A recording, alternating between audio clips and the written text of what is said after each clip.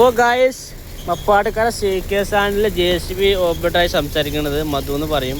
ഇവിടുത്തെ വാർപ്പാണ് CK വാർപ്പ് മോനലാട്ടോ. ഇത് CK കമ്മിയുടെ വാർപ്പെന്ന് മോനലാട്ടോ.